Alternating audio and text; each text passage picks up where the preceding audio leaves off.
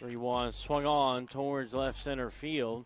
This one's going toward the warning track at the wall. It's over the fence. It's a 2-run home run to give the Lions the lead. North Central has taken the lead here in game one. Oh my, oh no. Oh no. That was out of nowhere. That's not what Draymond's doing. Draymond is bracing. Yeah, and Joker, instead of going around him, he's just banging and banging and banging. When a guy's banging you, you spin off of him. Those are the worst defenders to play against, actually, because if you can feel their body, come on. 18 points for Joker, only Nugget in double figures. 69-59. Golden State shooting 67. What's going on, dudes and dudettes? So, as of this week, Paolo Banchero, earlier in the week of Duke, recently said he was declaring for the NBA draft. Not surprising since he's considered a top 2, top 3, top 5 player this year. So it's kind of dumb if he were to come back. But yes, overall, it's a pretty successful year. Definitely thought he would show up a little bit more at times. Kind of would get Duke at least scoring-wise himself early in the game and then kind of falter at the end, only making a play or two. Should have made a bit more plays in my opinion, but he might be a better NBA player, you never know. So hope for the best for him, I guess, in whatever situation he goes in. And then also Wendell Moore just this morning today decided that he's going for the NBA as well of Duke. Not surprising, just because he showed a lot more what he could do this year. Was named the team captain right before the season and did have some pretty good games, especially during the tournament. And that definitely helped raise his stock up a lot to the point where he was like a late first round pick when right before the season, I don't believe he was barely in the second round. So yeah, it helped him out a lot. I just don't know if he can really help out a team. He is a bit inconsistent at times, but it's that type of player that the NBA always loves, around 6'7" to 6'8", long arms, be able to sort of play defense and can maybe hit a shot or two. So good luck to him. He hasn't always been my favorite player at Duke, so not exactly sad to see him go, but needs an open roster spot, so you never know if Duke can go into the transfer portal again, maybe to get another talented player. So we'll see about that. Then the other day, I think it was this week, Deebo Samuel of the 49ers, big-time wide receiver, asked for a trade because either he was unhappy that they were going to pay him a certain way or not pay him a certain way, just because he kind of plays half running back and mostly receiver for them. His stats are pretty crazy, and it's kind of weird how a guy could do that, but then the team will still want to try to pay you only for one position.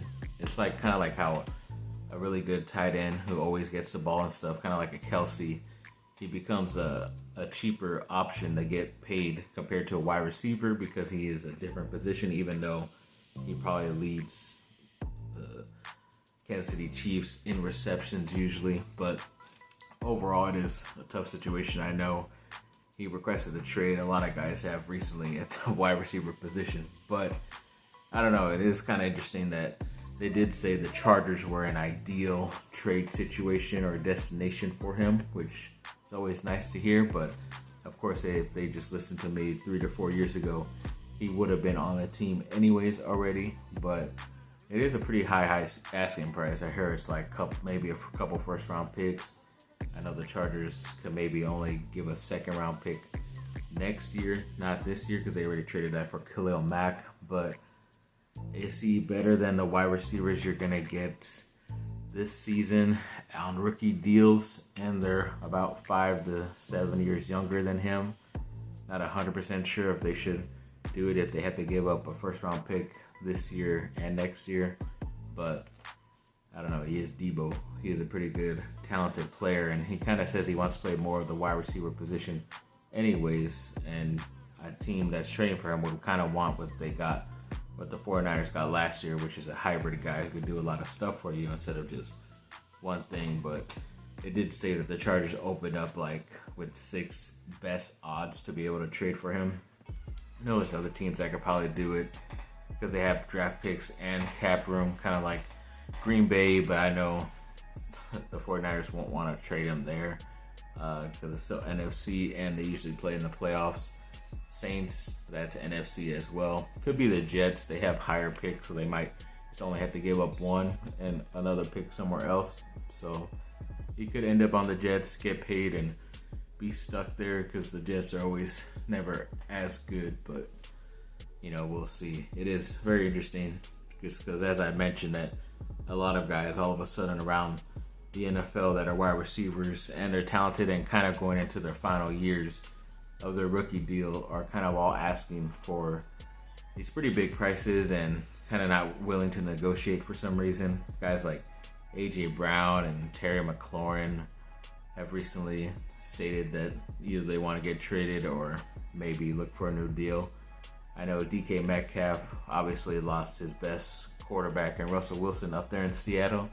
So it's kind of like, why would he want to stay if the team isn't going to get him something? So I'm pretty sure he would be asking for a trade soon. I just think a lot of these guys might be too high of an asking price, especially if to give up a first-round pick this year. McLaurin and Brown, I might give up a first-round pick this year.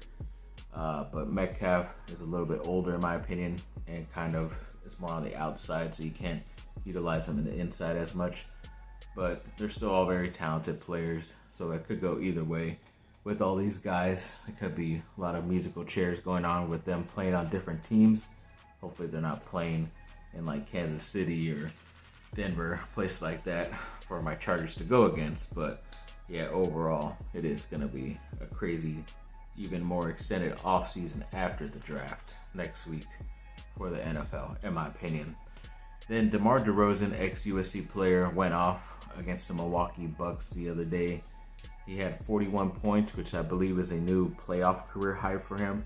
I believe during the regular season he's gone over 50, but yeah, new playoff career high in a victory, which they definitely needed. So it should be interesting now with the series going back to Chicago when they took back home court advantage. So it'll be very cool to see what else he can do. I believe that's tonight. They play tonight. So we'll see. So congrats to him. It was an epic performance. All what he is shown when he was an MVP caliber type of player beginning of the year.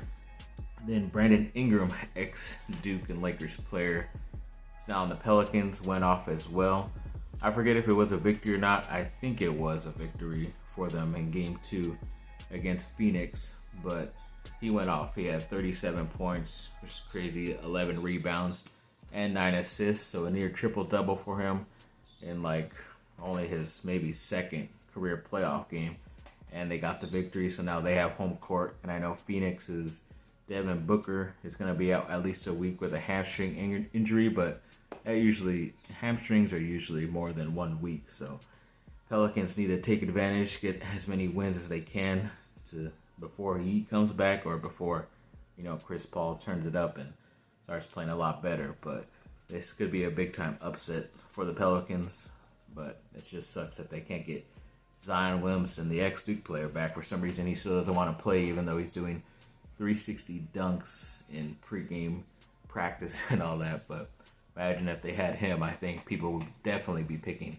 the Pelicans to win this series if that were the case. But that's pretty good performances from ex-players from my favorite schools. Then they mentioned in this article that if the Chargers were to draft the highly talented punter from San Diego State, Matt Ariza, that it would be, very bad or a not good thing if they did a drastic whatever problem that they said.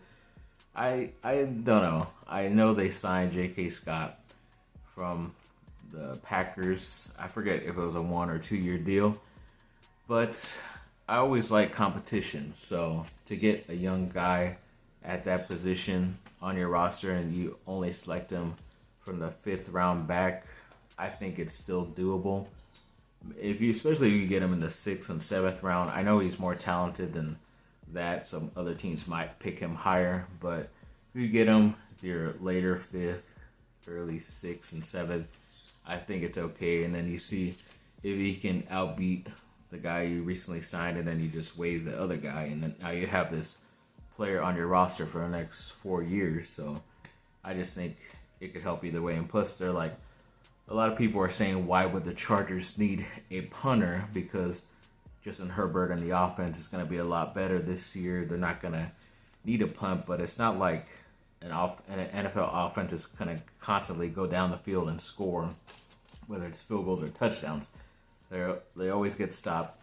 You always have to have a punter in a game. So if he can bunt, I've heard he can kick the ball over 80 yards. So if you somehow get stopped really close to your own end zone and then kick it all the way down to the other, it could be a very big advantage for you in the NFL scheme, in my opinion. So either way, I think it's a win-win if they do select him at least 5th and later. Don't get them too high. Please don't. Then there was an estimation about how many players have entered the college basketball transfer portal. I believe it's like around over 1,400, which is kind of saying for USC that, yeah, they are losing a bunch of talented guys, but they also have a lot of options as well to be able to replenish that squad and that roster. So there's no excuses, Andy Einfeld, and they have a lot of talented guys coming in, but they're not as talented, so you need another veteran or two there to help them out, in my opinion. Then to end off with some miscellaneous news, yes, I thought this was already known if I had it reported on it, but it's kind of jumped up, so maybe it's officially free that Mark Hoppus is cancer-free because he's been celebrating that a lot recently. So that's very good news. Thank you to everybody who wished and prayed for him to get better. Definitely glad that's the case, and I know he wants to get back into the studio and start writing new music, so that's always a good thing to get somewhat of Blink-182 to remake music. And then also, Simple Plan this week put out a video pretty much to help out and raise money for the fight in Ukraine. It's a very, I don't want to say graphic because they don't show a lot of death in the video, but it is a violent video to show what they're depicting of what's going on over there in Ukraine. And it's kind of weird that I'm pretty sure that song was made before the invasion from Russia, but it does kind of hit home to what is happening right now for all those people and refugees out there. So I think the video has only been up a couple days, and they said on the NSF they raised like over $3 million. It's really nice. I'm sure if you just watch and like the video, it gets it out there more for more people to donate if they can, so that'll be cool. If anybody who's watching this could do that, so that's awesome. Good cause for them. So yes, thanks for watching, people. Like and subscribe, comment down below. Let me know what y'all think. Have a great rest of your day. Bye. Fight on. Let's go, dude.